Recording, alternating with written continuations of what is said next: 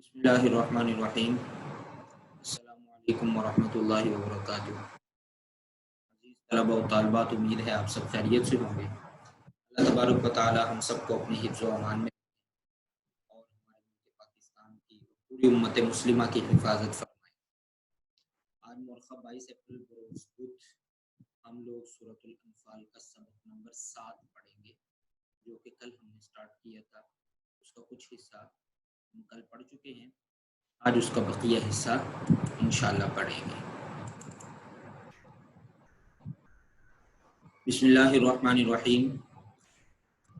کدأب آل فرعون، آیت نمبر 54 سے ہم لوگ آج سٹارٹ کریں گے۔ اللہ تعالیٰ ارشاد فرما رہے ہیں، کدأب آل فرعون والذین من قبلہ، کدأب جیسا حال آل فرعون فرعونیوں کا ہوا، والذین من قبلہم اور ان سے پہلے لوگوں کا ہوا۔ یہ آیت رپیٹ ہے، یہی آیت ہم اسی سبق میں پیچھے بھی پڑھ کے آئے ہیں۔ یہ آیت نمبر 52، کدأب آل فرعون والذین من قبلہم، سیم ترجمہ ہے، سیم الفاظ ہیں، سیم آیت ہے۔ فرمایا کدأب آل فرعون والذین من قبلہم، جیسا حال فرعونیوں کا اور ان سے پہلے لوگوں کا ہوا۔ اس کا کیا مطلب ہے؟ میں نے اس دن بھی عرض کیا تھا کہ اس کا مطلب یہ ہے کہ اللہ تعالیٰ ارشاد فرما رہے ہیں کہ جیسا حال فرعونیوں کا اور ان سے پہلے نافرمان اور سرکش لوگوں کا ہوا، ایسا ہی ان کا بھی ہوگا، کیونکہ ان کا اور ان کا جرم جو ہے وہ سیم ہے۔ فرما رہے ہیں کذبوا بآیات ربہم، کذبوا انہوں نے جھٹلایا، بآیات ربہم، رب کہتے ہیں پروردگار کو، ہم اپنے پروردگار کی آیتوں کو۔ تو اللہ فرما رہے فأہلکناہم، فأہلکناہم تو ہلاک کر ڈالا ان کو، بذنوبہم ان کے گناہوں کے سبب۔ ذنوب یہ ذنب ان کی جمع ہے، اس کا معنی ہوتا ہے گناہ۔ وَأَغْرَقْنَا اور خاص طور پر فرعونیوں کا ذکر کر دیا کہ وَأَغْرَقْنَا ہم نے ڈبو دیا آل فرعون فرعونیوں کو، وَكُلٌّ اور وہ سب کانو تھے ظالمین ظالم۔ اچھا، گزشتہ آیت نمبر 42 میں جو ہم نے یہ آیت پڑھی کدأب آل فرعون والذین من قبلہم، یہاں تک تو سیم ہے۔ آگے ہم نے وہاں پیچھے پڑھا تھا کفروا بآیات اللہ، یہاں پہ ہے کذبوا بآیات ربہم۔ کفروا کی جگہ لفظ آ گیا کذبوا، کفروا کا معنی ہوتا ہے کفر کیا، کذبوا جھٹلایا، کفروا بآیات اللہ انہوں نے اللہ کی آیتوں سے کفر کیا تو فأخذہم اللہ نے ان کو پکڑ لیا۔ آخذہ یہاں پہ لفظ ہے فأہلکناہم، آخذہ کا معنی ہوتا ہے پکڑ لیا، اہلکناہم کا معنی ہلاک کر ڈالا۔ معنی مفہوم دونوں آیات کا ایک ہی ہے، صرف دو لفظ تبدیل ہیں جو میں نے عرض کر دی۔ ہاں، اس آیت میں کچھ تفصیل ضرور ہے، جو دو لفظ تبدیل ہیں وہ میں نے بتا دیے۔ کفروا کی جگہ کذبوا، کوئی فرق نہیں۔ فأہلکناہم، آخذہم کی جگہ اہلکناہم، کوئی فرق نہیں، پکڑ لیا یا ہلاک کر ڈالا۔ اچھا، اس آیت میں تفصیل ہے۔ تفصیل کیا ہے کہ اس آیت میں اللہ تعالیٰ نے فرعونیوں کی ہلاکت کو بیان کی ہے۔ فرمایا وَأَغْرَقْنَا، فرعونی کیسے ہلاک ہوئے، فرعونی جو تھے فرمایا ان کو اللہ تعالیٰ نے ڈبو دیا۔ آپ نے سنا ہوگا، پڑھا ہوگا کہ آگے موسیٰ علیہ السلام اور ان کا لشکر، ان کے ماننے والے، پیچھے فرعون کی فوج، اور فرعون جب دریا کے کنارے پہنچے تو موسیٰ علیہ السلام نے اللہ تعالیٰ کے حکم سے اس دریا میں اپنی لاٹھی ماری، عصا مارا، جس سے اللہ تعالیٰ نے 12 رستے پیدا کر دیے۔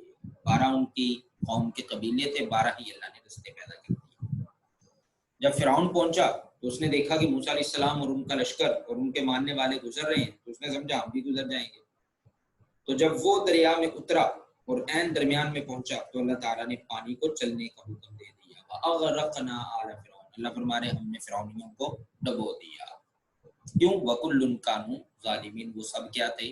ظالم تھے. گزشتہ امتوں کے جو نافرمان سرکش لوگ تھے ان کے بارے میں بات ہو رہی ہے, اور فرعونیوں کے بارے میں خاص طور پہ کہ ان کو اللہ تعالیٰ نے اس دنیا کے اندر ہلاک اور برباد کیوں کیا, ان پر عذاب اس طرح سے اجتماعی طور پر عذاب مسلط کیوں کیا کہ ان کے وَكُلٌّ كَانُوا ظَالِمِينَ, وہ سب کیا تھے؟ ظالم تھے. ایک چھوٹی سی وضاحت یہاں پہ میں کرنا چاہتا ہوں, توجہ سے میری بات کو سمجھیے گا. گزشتہ امتوں نے اللہ کی نافرمانی کی, وقت کے نبی کی بات کو جھٹلایا, اللہ کی آیتوں سے کفر کیا, تو اللہ تعالیٰ نے انہیں دنیا کے اندر اجتماعی طور پر عذاب کے اندر مسلط کر دیا.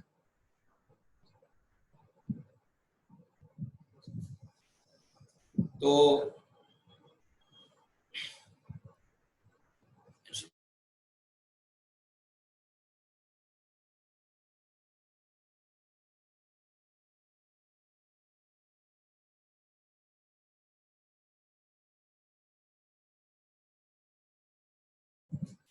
اللہ تعالیٰ نے انہیں عذاب کے اندر اجتماعی طور پر ان پر عذاب مسلط کیا اور انہیں ہلاک کر ڈالا.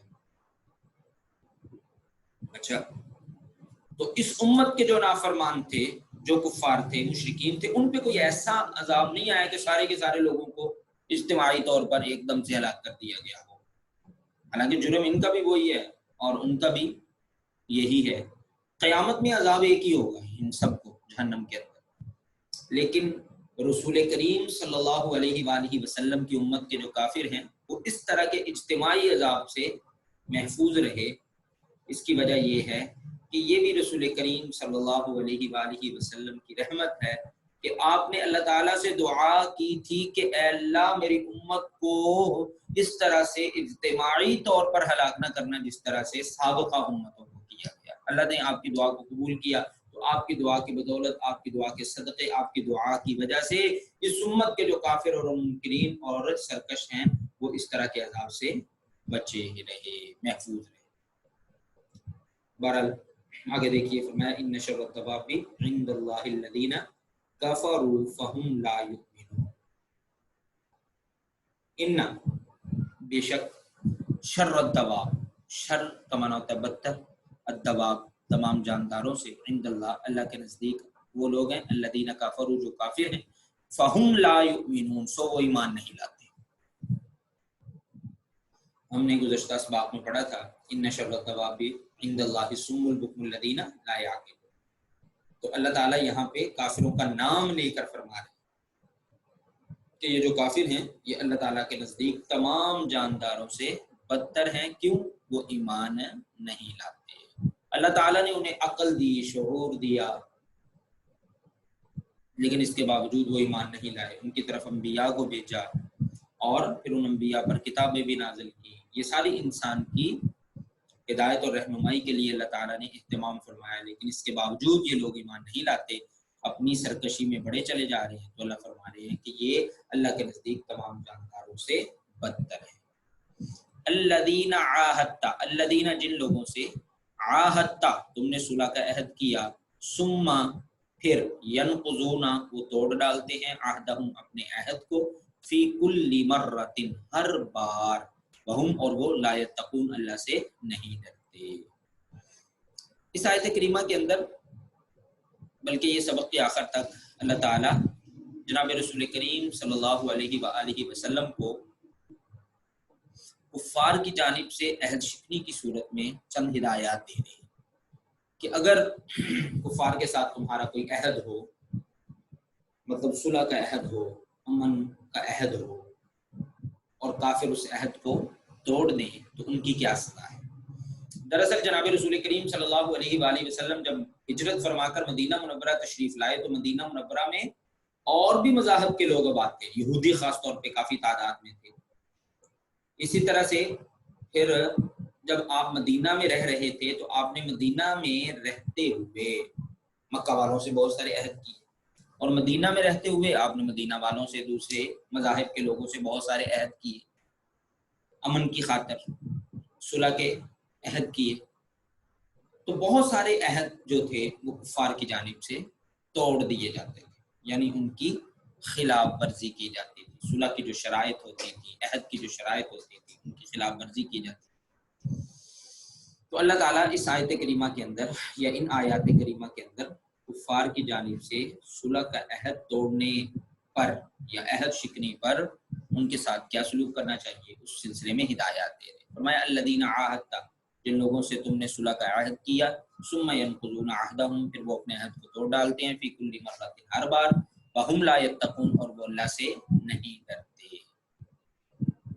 کیونکہ عہد حدیث پاک کے اندر آتا ہے کہ لا ایمان لمن لا عہد لہ، اس کا ایمان نہیں ہے جس میں عہد کی پاسداری نہیں ہے۔ بہرحال جو لوگ عہد کو توڑتے ہیں، اور عہد وعدہ ایک ایسی چیز ہے کہ جس کے بارے میں قرآن پاک ہمیں بتاتا ہے کہ آخرت کے بارے میں پوچھو، تو یہ بہت اہم چیز ہے، لیکن کفار کی جانب سے اس کی خلاف ورزی ہوتی تھی، عہد شکنی ہوتی تھی، تو اللہ تعالیٰ ارشاد فرما رہے ہیں کہ یہ اللہ سے نہیں ڈرتے۔ تو فَإِمَّا، اما کا معنی ہوتا ہے اگر، تسقفنہم، تم انہیں پاؤ، فی الحرب، لڑائی میں، فشرد بہم، تو انہیں ایسی سزا دو کہ من خلفہم، جو ان کے پیچھے آنے والے لوگ ہیں نا، ان کو عبرت حاصل ہو، لعلہم، تاکہ یذکرون، ان کو عبرت حاصل ہو، یعنی ایسے لوگ جن سے آپ نے صلح کا عہد کیا اور وہ ہر بار اپنے عہد کو توڑ ڈالتے ہیں اور اس سلسلے میں اللہ تعالیٰ سے نہیں ڈرتے، تو فرمایا کہ ایسے لوگوں سے اگر کبھی تمہارا جنگ کی صورت میں آمنا سامنا ہو جائے تو انہیں مارو، اور انہیں ایسی سزا دو کہ جو ان کے پیچھے آنے والے لوگ ہیں ان کو یہ دیکھ کر ہی عبرت حاصل۔ وَإِمَّا تَخَافَنَّ مِن قَوْمٍ خِيَانَةً فَانبِذْ إِلَيْهِمْ عَلَىٰ سَوَاءٍ، یہ ایک سوال کا جواب ہے۔ سوال یہ ہے کہ دیکھیں اگر کفار کی جانب سے عہد شکنی ہو جائے، عہد ٹوٹ جائے، عہد کی شرائط کی خلاف ورزی ہو، تو کیا مسلمانوں کے لیے پھر اس عہد کو پورا کرنا ضروری ہوتا ہے یا نہیں؟ مسلمان پھر بھی اس عہد کے پابند رہیں گے جبکہ کافر اس عہد کو توڑ چکے ہیں، اس کی خلاف ورزی کر چکے ہیں، عہد شکنی کر چکے ہیں۔ تو اللہ تعالیٰ فرما رہے ہیں کہ اگر ایسا ہو کہ کافر عہد شکنی کریں، اپنے عہد کو توڑ دیں اور اپنے وعدے کی خلاف ورزی کریں، عہد کی شرائط کی خلاف ورزی کریں، تو فرمایا کہ پھر مسلمانوں کے لیے اس عہد نامے کو پورا کرنا ضروری نہیں ہے، بلکہ پھر مسلمانوں کے لیے بھی حکم ہے کہ فَانبِذْ إِلَيْهِمْ عَلَىٰ سَوَاءٍ، جیسا وہ کافر کرتے ہیں مسلمان بھی ویسا ہی کریں۔ وَإِمَّا، اور اگر تخافن، تمہیں خوف ہو، من قوم، کسی قوم سے، خیانتن، عہد شکنی کا، خیانت کا، تو فَانبِذْ إِلَيْهِمْ، اللہ فرما رہے ان کا عہد انہی کی طرف پھینک دو۔ فَانبِذ کا معنی ہوتا ہے عہد، ان کی طرف پھینک دو، فَانبِذ پھینک دو، علی سوا، اور برابر کا جواب دو۔ ان اللہ لا يحب الخائنین، بے شک اللہ تعالیٰ لا يحب، دوست نہیں رکھتا، الخائنین، دغا بازوں کو، دھوکہ بازوں کو، وعدہ خلاف ہو، اللہ تعالیٰ پسند نہیں کرتا، اللہ تعالیٰ دوست نہیں رکھتا۔ امید ہے آپ حضرات کو ترجمہ سمجھ آ گیا ہوگا۔ میں محاورتاً ایک مرتبہ محاورہ ترجمہ ایک مرتبہ پھر عرض کر دیتا ہوں۔ فرمایا کدأب آل فرعون والذین من قبلہم، جیسا حال فرعونیوں کا اور ان سے پہلے لوگوں کا ہوا، کذبوا بآیات ربہم، انہوں نے اپنے پروردگار کی آیتوں کو جھٹلایا، فأہلکناہم بذنوبہم، تو اللہ نے ان کو ان کے گناہوں کے سبب ہلاک کر ڈالا، وأغرقنا آل فرعون، اور فرعونیوں کو ڈبو دیا، وکل کانوا ظالمین، وہ سب ظالم تھے۔ ان شر الدواب عند اللہ الذین کفروا، بے شک خدا کے نزدیک تمام جانداروں سے بدتر وہ لوگ ہیں جو کافر ہیں، فہم لا یؤمنون، سو وہ ایمان نہیں لاتے۔ الذین عاہدت منہم، اگر کسی قوم سے تم نے صلح کا عہد کیا، ثم ينقضون عہدہم فی کل مرۃ، پھر وہ ہر بار اپنے عہد کو توڑ ڈالتے ہیں، تو فرمایا وہم لا یتقون، اور اس معاملے میں اللہ سے نہیں ڈرتے۔ فإما تثقفنہم فی الحرب، اگر تم ان کو لڑائی میں پاؤ تو فشرد بہم من خلفہم، انہیں ایسی سزا دو کہ جو ان کے پس پشت ہیں، پیچھے آنے والے لوگ ہیں، دوسرے دیکھنے والے لوگ ہیں، فرمایا وہ ان کو دیکھ کر بھاگ جائیں، لعلہم یذکرون، عجب نہیں کہ ان کو اس سے عبرت حاصل ہو۔ وَإِمَّا تَخَافَنَّ، اور اگر تم کو کسی قوم سے دغابازی کا خوف ہو تو ان کا عہد انہی کی طرف پھینک دو، فَانبِذْ إِلَيْهِمْ عَلَى سَوَاءٍ، اور برابر کا جواب دو، کیونکہ ان اللہ لا يحب الخائنین، اللہ تعالیٰ دغابازوں کو دوست نہیں رکھتا۔ الکلمات والترکیب، الفاظ معانی ہیں۔ غرہ کا معنی ہوتا ہے خبط میں ڈالا، دھوکے میں ڈالا۔ عذاب الحریق، جلنے کا عذاب۔ لم یکن مغیرن، وہ بدلنے والا نہیں۔ کدأبی، جیسے، عادت، طریقہ، یہ تمام اسی کے معنی۔ تثقفن، تم پاؤ، شرد، بھگا دو، فنبذ، پس پھینک دو۔ السؤال الاول ہے کہ سورہ انفال کی ان آیات میں مسلمانوں کی جہاد کے لیے تیاریاں دیکھ کر منافقین نے کیا تبصرہ کیا؟ اس سبق کی پہلی آیت اس سوال کا جواب ہے۔ مسلمانوں کی جہاد کے لیے تیاریاں دیکھ کر منافقین نے کیا تبصرہ کیا؟ اللہ فرما رہے اذ یقول المنافقون والذین فی قلوبہم مرض غر ہؤلاء دینہم ومن یتوکل علی اللہ فإن اللہ عزیز حکیم۔ یہاں تک کہ اس وقت منافق اور کافر لوگ جن کے دلوں میں مرض تھا وہ یہ کہتے تھے کہ ان لوگوں کو ان کے دین نے مغرور کر رکھا ہے۔ یہ ہے وہ تبصرہ جو مسلمانوں کی جہاد کے لیے تیاریاں دیکھ کر کفار کی جانب سے کیا گیا۔ اللہ فرما رہے وَمَن يَتَوَکَّلْ عَلَى اللَّهِ، جو شخص اللہ پر بھروسہ رکھتا ہے تو فَإِنَّ اللَّهَ عَزِيزٌ حَكِيمٌ، تو خدا غالب حکمت والا ہے۔ السؤال الثانی ہے، کفار کی جانب سے اہل شکنی کی صورت میں اللہ تعالیٰ نے نبی اکرم صلی اللہ علیہ وآلہ وسلم کو کیا ہدایات دی؟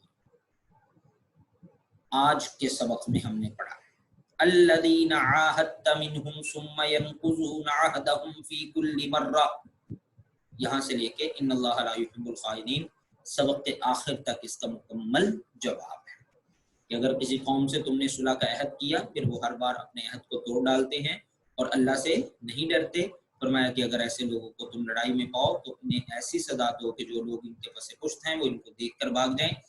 عجب نہیں کہ ان کو اس سے عبرت حاصل ہو۔